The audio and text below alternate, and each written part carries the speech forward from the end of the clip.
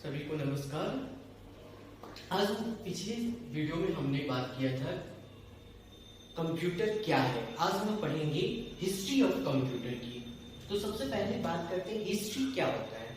किसी भी चीज का अगर हमको उसके बारे में जानकारी चाहिए कि वो उसका विकास कैसे हुआ, उसका स्टार्टिंग, उसकी शुरुआत कैसे हुई, तो हमको हिस्ट्री जाननी पड़ती है।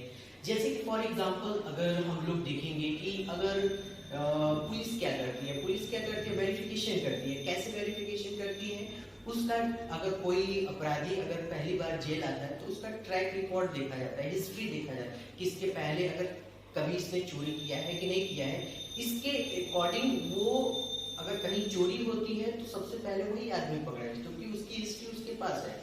सेम में कंप्यूटर का अगर हमको समझना है अच्छी तरह से तो इसकी हिस्ट्री को भी जानना बहुत ही आवश्यक है। अगर कंप्यूटर को किस तरह से अभी के समय में जो कंप्यूटर पहले इस तरह के कंप्यूटर नहीं थे तो किस तरह से उसका विकास हुआ, किस तरह से लोगों ने सोचा कि कंप्यूटर बनाना चाहिए और कंप्यूटर में प्रोग्रेस करना चाहिए, तो आज हम लोग उसी चीजों को पढ़ेंगे। These are very very important for BCC course, Triple C and any kind of competitive exam. Okay, right now we start. हम बात करेंगे हिस्ट्री ऑफ कंप्यूटर की।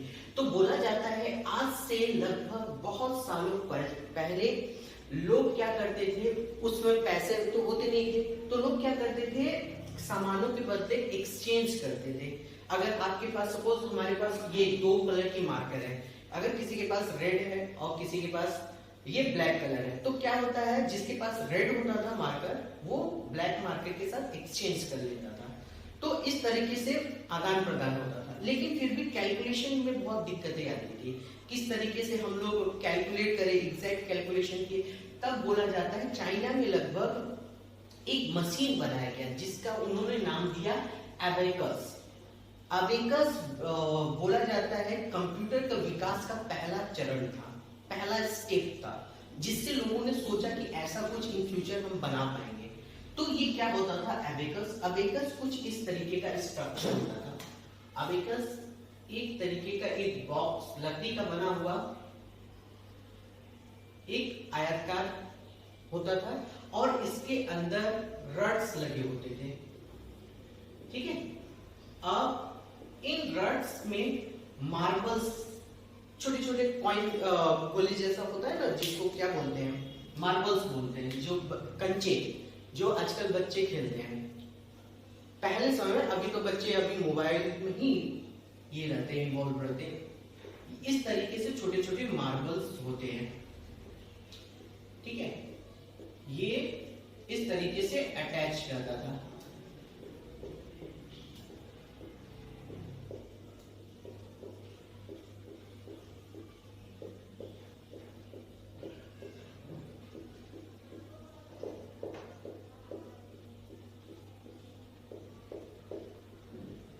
ये मार्बल्स, अब इसमें कैलकुलेशन, जो ये मशीन बनाया गया पहले के समय में इसी के द्वारा कैलकुलेशन होता था। अब ये काम कैसे करता था, इसका मैकेनिज्म क्या है, इसको हम लोग समझते हैं। तो यहां से हम लोग जो इसको हम लोग काउंट करते हैं, इसको हम लोगों ने डिसाइड किया। जैसे ये 1 प्लेस है, ये 10 प्लेस है, ये 100 प्लेस है, ये 1000 प्लेस है, इसी तरह ये बढ़ते जाता है। ठीक है, अब जब से कि उसको काउंट कैसे किया जाता है, ये जो नंबर्स है इसको ऊपर मूव करके वो लोग काउंट करते हैं। मतलब जैसे कि अगर 1 काउंट करना है तो ये वाला मार्बल को हमको मूव करना है और यहाँ पे अटैच कर देना है, दैट मीन्स ये 1 काउंट हुआ। उसी तरह ये पूरा 9 होता है 1 प्लेस, इसको अगर पूरा ऊपर शिफ्ट कर देंगे दैट मीन्स 9। अगर उनको 101 काउंट करना रहेगा 101, तब क्या करेंगे, ये 1 ऊपर शिफ्ट करेंगे, ये पूरा क्या करेंगे ऊपर ले जाएंगे, ये वाला थर्ड वाला। तो क्या हो जाएगा, ये पूरा मतलब ये 100 और ये ऑलरेडी 1 है, मतलब 101। इस तरीके से काउंटिंग करते थे। तो इससे जो प्रॉब्लम होता था वो तो सॉल्व हो गया, लेकिन अभी भी इसमें काउंट बहुत दिक्कतें होती है, मार्कर को मूव करना, इधर उधर करना। तो लोग सोचेंगे इससे बेटर क्या बना सकते हैं। ठीक है, तो हालांकि ये जो मशीन है ये बहुत साल पहले बनाया गया था, लेकिन इसका यूज आज भी यूज होता है।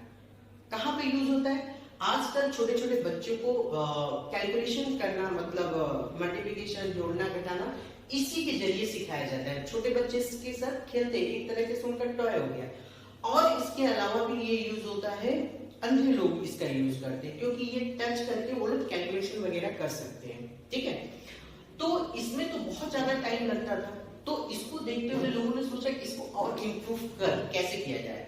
तब बोला जाता है बहुत सालों के बाद, तब फिर जॉन नेपियर्स ने 1617 ईस्वी में क्या बनाया? नेपियर्स बोन्स बनाया। ये क्या होता था? ये होता था 9 इसमें छड़ होती थी, जो कि बोला जाता है हाथी दांत से बनी थी, इसीलिए इसको बोन्स भी बोला जाता है। क्योंकि इसने इन्वेंट किया, इसलिए नेपियर्स बोन्स हो गया इसका नाम। ठीक है, 1617 ईस्वी में इसको बनाया गया। ये किस तरीके का होता था? ये कुछ इस तरीके का रड्स होता था, जिसमें नंबर होते थे। इस तरीके का रड्स होता था जिसमें नंबर रहते थे। ठीक है, इससे क्या होता था? इसमें तो हम लोग एडिशन इजीली होता था, लेकिन मल्टीप्लिकेशन बहुत टफ हो जाता था। लेकिन इसमें मल्टीप्लिकेशन बहुत आसानी से होने लगा। तो अगर कंपेयर करें एबेकस से, तो उससे ये मच बेटर था, कैलकुलेशन भी होता था और मल्टीप्लिकेशन भी ये आप करके देता था। अब हम लोग इसको समझेंगे, नेपियर्स बोन्स का मैकेनिज्म क्या था, कैसे वो कैलकुलेट करता था उन चीजों को। तो इसको समझने के लिए हम लोग एक छोटा सा कैलकुलेशन करते हैं, जैसे कि उस समय में कैसे कैलकुलेट होता था। ठीक है, जैसे कि सपोज हमको अगर कैलकुलेट करना है 256 इंटू 5, ये हमको मल्टीप्लाई करना है। उस समय हम लोग कैसे करते थे? उस समय नेपियर्स बोन्स की सहायता से हम लोग कुछ इस तरीके से कैलकुलेट करते थे। तो हम लोग को क्या करना होगा? 9 रड्स, जैसा कि मैंने पहले बताया, उस तरीके से 9 रड्स ले लेना है। ठीक है, अब जैसे 256 को हमको मल्टीप्लाई करना है 5 से, तो मैंने यहाँ पे 2 लिखा, 5 लिखा, 6 लिखा। ओके, अब मैंने क्या बोला था? 9 रड्स लेना है, तो यहाँ पे 9 रड्स आपको इस तरीके से ले लेना है। 1 2 3 4 5 6 7 8, ये रहा 9 रड्स। ओके, अब देखिए, ये 9 रड्स को हमने ले लिया और हमको जो मल्टीप्लाई करना है उस वाले रड को ऊपर में रखना है। 256 को अरेंज करना है। ठीक है, अब करना क्या है? इसके बाद आपको करना है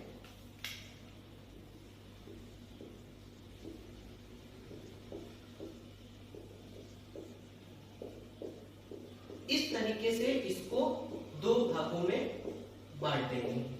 ठीक है, अब करना ये है, आपको जस्ट इस वाले संख्या को इस रड से मल्टीप्लाई करना है। जैसे 2 है तो 2 से मल्टीप्लाई करेंगे 4, तो इसका मतलब हो गया यहाँ पे 0 और दूसरे भाग में 4 लिखेंगे। इसी तरह हम लोग इसको जल्दी से कंप्लीट कर लेते हैं। ये हो गया 8, ये हो गया 10, ये हो गया 12, ये हो गया 14, ये हो गया 16, ये हो गया 18। अब हम लोग इसको करेंगे, ये हो गया 10, ये हो गया 15, ये हो गया 20, ये हो गया 25, ये हो गया 30, ये हो गया 35, ये हो गया 40, ये हो गया 36। अब अगले वाला हम लोग कैलकुलेट करेंगे। ये हो गया 12, ये हो गया 18, ये हो गया 24, ये हो गया 30, 36, 42। तो इस तरीके से हमको ये पूरा सीरीज को कंप्लीट करना है। 9 रड्स लिए, जो कैलकुलेट करना था वो हमने लिख लिया और उस रड के साथ मल्टीप्लाई करके उसको 2 भागों में बांट दिए। क्लियर? अब हम लोग इसको कैसे करेंगे? अब हमको क्या करना है, चूंकि मुझे 5 से मल्टीप्लाई करना है, तो यहाँ पे हमको सर्च करना है कि 5 वाला रड कहाँ पे है। तो हमको 5 वाला रड देखो यहाँ पे मिल रहा है। ओके, तो जस्ट इसको, इस रड को यहां से इस सीरीज से बाहर निकाल लेंगे। बाहर निकाल लिए तो बाहर निकालने के बाद हमको उस रड को बाहर निकाल के यहाँ पे रख लेना है, ठीक है। तो यहाँ पे मेरा 5 है और जैसा रड्स में है उसी तरीके से हमको लिखना है। तो क्या लिखना है यहाँ पे, देखो 1 0 2 5 और 3 0, ओके। अब देखो, अब इसमें क्या करना है, इसमें एक नया चीज है, इन दोनों के बीच में देखो एक तरीके का एक बॉक्स बन रहा है, हॉरिजॉन्टल बॉक्स बन रहा है, सॉरी डायगोनली एक बॉक्स बन रहा है। तो उन दोनों के बीच में आपको प्लस कर देना है, प्लस कर देना है, ठीक है। अब लास्ट में ये सिंगल बच गया है तो इसको पहले लिखेंगे, उसके बाद दोनों को प्लस किए, 5 + 3 8, उसके बाद 0 + 2 2 और ये एक सिंगल है तो उसको सिंगल लिख लेंगे। मतलब आंसर हो गया 1280। मतलब 256 को अगर हम 5 से मल्टीप्लाई करेंगे तो 1280 होगा। तो पहले के समय में इस टेक्नोलॉजी, इस पद्धति का यूज होके तब कैलकुलेशन किया जाता था। अभी हम लोग बहुत इजीली कर लेते हैं, लेकिन पहले के समय में इसी के द्वारा किया जाता। पहले के समय में तो ये भी नहीं था, ये भी नहीं था, उस समय कैलकुलेशन बहुत टफ था। तो ये जिसने इजाद किया उसके लिए तो वो वरदान ही था उस समय के लिए। तो इस हिसाब से बहुत सारे कैलकुलेशन किया जाता था। अगर ये आपको समझ में आए तो आप अपने घर में ट्राई कीजिएगा। 289 × 6 125 × 25, ये सभी आप घर में ट्राई कीजिएगा। अगर नहीं बनता है तो आप मुझे कमेंट करके बताइए। ओके, अब हम लोग अगले आविष्कार की तरफ जाते हैं, ठीक है। ये तो इससे तो कैलकुलेशन होने लगा, लेकिन इसमें भी बहुत टाइम लग रहा था। तो हमको पता है कि अभी टेक्नोलॉजी, लोग सोचते हैं कितना जल्दी वो काम करके दे। कोई भी अगर कोई काम एक चीज से हो रहा है तो आदमी उस पर ऐसा नहीं रुक जाता है कि ठीक है अभी मेरे से इससे इस चीज से मेरा काम चल रहा है तो अभी हम लोग आगे नहीं सोचेंगे। जैसे हम लोग 10वीं 12वीं पढ़ने के बाद ऐसा नहीं है ग्रेजुएशन नहीं करते, पीएचडी भी करते, बहुत सारी चीजें। तो उसी तरह जब इससे काम हो रहा था, लेकिन फिर भी लोग सोचे नहीं इससे और बेटर क्या बना सकते हैं, तब जाके 1642 ईस्वी में ब्लेस पास्कल एक मैथमेटिशियन थे जिन्होंने पास्कलाइन का आविष्कार किया। पास्कलाइन क्या होता है उसको हम लोग समझेंगे। पास्कलाइन क्या होता है, इसको बनाया किसने, ब्लेस पास्कल ने 1642 में। पास्कलाइन एक तरीके का मशीन होता है जो कि एक चौकोर बॉक्स में 8 व्हील लगे होते हैं। चौकोर बॉक्स में 5 से लेके 8 व्हील लगे होते हैं, ठीक है। कुछ इस तरीके का मशीन का डिजाइन था पास्कलाइन का। इसमें देखो क्या होता था, यहां पे एक इस तरीके का एक क्या बोलते हैं पट्टी रखा होता था और उसके नीचे डिजिट लिखे होते थे, ठीक है। और इसके ठीक नीचे एक व्हील बना होता था, एक व्हील बना होता था। इस व्हील में क्या होता था, इस चक्के में क्या होता था, इस चक्के में नंबर लिखा होता था 0 1 2 3 4 5 6 7 8 9, 0 1 2 3 4 5 6 7 8 9, 0 1 2 3 4 5 6 7 8 9, 0 1 2 3 4 5 6 7 8 9, 0 1 2 3 4 5 6 7 8 9, ठीक है। ये पास्कलाइन में गियर और व्हील का यूज होता था, ठीक है। अब हम लोग इसको समझेंगे कैसे उसका मैकेनिज्म क्या था, पास्कलाइन कैसे वर्क करता था, उसको हम लोग समझने की कोशिश करते हैं। तो इस तरीके से व्हील लगा होता था और ये व्हील अटैच होता था इस वाले जो नंबर शो करता है इसके साथ अटैच होता था। यहाँ पे इस व्हील को जैसे घुमाएंगे वहां पे वो नंबर यहाँ पे शो करता है। इनिशियली यहाँ पे ये 0 0 रहता है, इनिशियली यहाँ पे ये वैल्यू 0 0 रहता है, 0 0 0 रहता है, ठीक है। अब ये व्हील क्या होता है, इस तरीके से कनेक्ट रहता है, ये व्हील इस तरीके से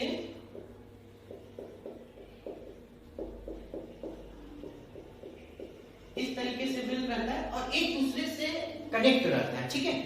अब जैसे कि हम लोग टेलीफोन में हम लोग देखें, पुराने समय के जो टेलीफोन्स होते हैं उसमें नंबर लिखा रहता है 1 2 3, फिंगर अपना डाल के ऐसे घुमाते थे तो डायलिंग होता था, कुछ उसी तरह का ये था। मतलब यहाँ पे भी हमको अगर 1 करना रहता है, यहाँ पे अगर 1 लाना रहता है तो इसको व्हील को हमको इस तरीके से मूव करना पड़ता था 1 की तरफ। हम जैसे ले जाएंगे ये यहाँ से स्किप होके 1 होगा, यहाँ से स्किप होके 2 होगा, इस तरीके से ये मूव होता था। अगर मुझे 25 को प्लस 38 से ऐड करना है तो यहाँ पे हमको 25 लाना होगा, फिर ये व्हील को घुमाना होगा, फिर 38 को लाना होगा, और ये जो प्लेट्स है जो ऊपर में ये पट्टी रखा हुआ है उस 25, ये पट्टी का यूज तब होता है जब हम लोग क्या करते हैं, सब्सट्रैक्शन का काम करते हैं, तब इसका यूज होता है। इसको यहाँ पे मूव करके ऊपर में भी एक पट्टी बना होता है, ठीक है, वहां पे कैरी ऐड किया जाता है। कैरी का मतलब क्या होता है, जैसे कि हम लोग 8 + 5 13, एक कैरी हो गया, तो ये चीज को इधर रख के ऊपर में भी बटन्स रहते हैं वो जो कैरी का काम करता है, ओके। मतलब यहाँ पे 2 नंबर शो करते हैं, एक क्या होता है कैरी के लिए, एक होता है जिसको हम लोग जैसे हम लोग यहाँ पे 5 + 8 किए तो ये 13 हुआ, ये हो गया इसके सामने वाला कैरी जो कि आगे चल के अगले सीरीज में ऐड होता है। तो कुछ इस तरीके का मैकेनिज्म था, ठीक है। तो इसमें क्या था, इसमें बहुत ज्यादा टाइम लग जाता था, हर एक डिजिट को हमको करने के लिए कम से कम हर बार रोटेट करना पड़ता था हर एक व्हील को, तब जाके ये कैलकुलेशन करके देता था। लेकिन इसमें दिक्कत क्या था, मल्टीप्लिकेशन नहीं होता था, मल्टीप्लिकेशन इजीली तरीके से नहीं हो पाता था। तब जाके इसी मशीन को क्या किया गया, आगे चल के 1673 में गॉटफ्रेड विलियम ने इसी मशीन को मॉडिफाइड किया, इसी मशीन को फुली मैकेनिकल कैलकुलेटर बना दिया। कैसे किया, उन्होंने क्या किया, कुछ इस तरीके से इसी मशीन को उन्होंने कुछ इस तरीके से बना दिया। किस तरीके से बना दिया, जस्ट उसमें थोड़ा सा चेंजेस उन्होंने किया। इस मशीन को जैसे हम लोग का फ्लूट होता है जो बजाने वाला होता है, फ्लूट में क्या होता है, इस तरीके का उसमें भी व्हील होता था, वो व्हील क्या होता था, अब यहाँ पे उन्होंने एक हैंडल लगा दिया, ठीक है, ये रिबनाइज में उन्होंने क्या किया, एक हैंडल लगा दिया। अब ये जो व्हील हम लोग हाथ से घुमाते थे, अब ये तीनों चारों व्हील हमको पिछले इसके पहले में क्या था, पास्कल लाइन में हर एक व्हील के लिए नंबर में हमको जा जाके घुमाना पड़ता था हर एक नंबर के लिए। इसमें क्या होता था, ये व्हील्स अटैच होते थे, ठीक है, एक लीवर लगा होता था, इसी हैंडल को अगर हम मूव करते हैं ये सब व्हील रोटेट होता था। इससे कैलकुलेशन और मल्टीप्लिकेशन का काम किया जाता था। तो इससे ये काम आसान हो गया, पहले में जितना टाइम लगता था उससे कम समय में ये एक बार व्हील घुमाए के सारा व्हील रोटेट हो जाता था। और उसमें क्या था, पास्कल लाइन में आपको एक एक करके इंडिविजुअली व्हील को घुमाना पड़ता था नंबर्स के लिए, ठीक है।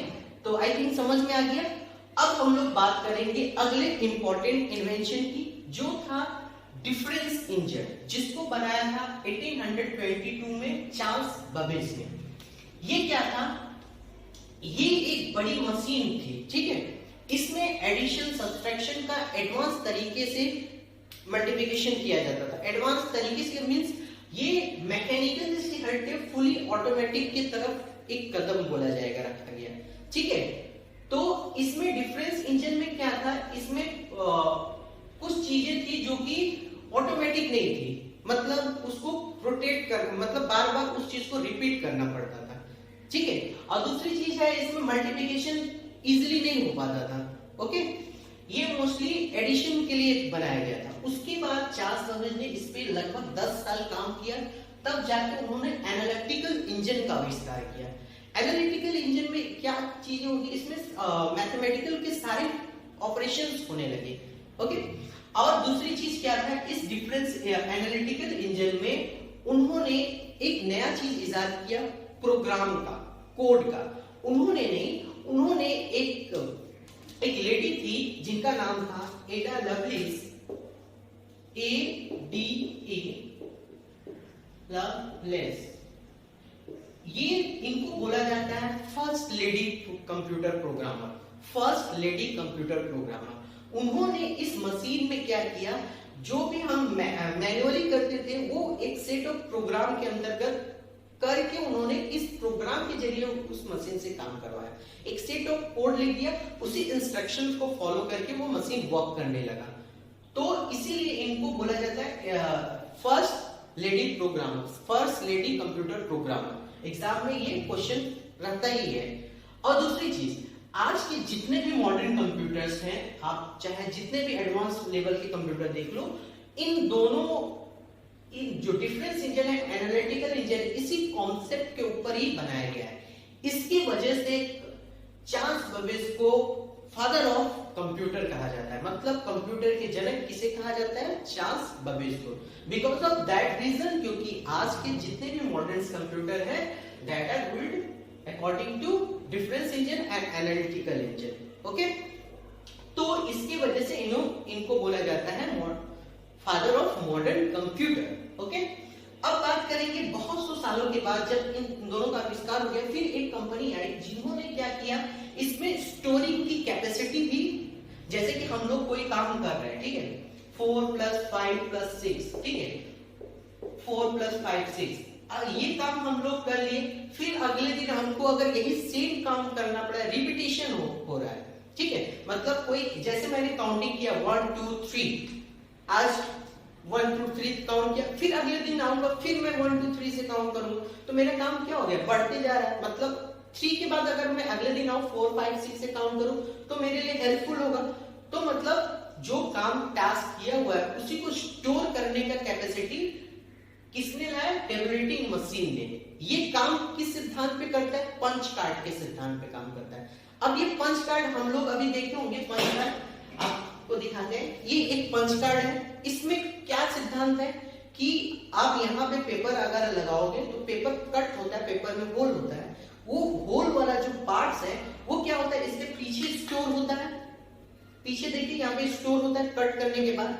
सेम सिद्धांत के ऊपर ये काम करता है टेबलेटिंग मशीन। इसी कॉन्सेप्ट को लेके ये टेबलेटिंग मशीन बनाया है। क्या मतलब, आप जो भी चीज ऐड कर रहे हो, सब्सट्रैक्ट कर रहे हो, उसको रिजल्ट को आप स्टोर करके रख सकते हो, ठीक है। इसको बनाया गया 1890 में हरमन होल्ड्रिक ने, ठीक है।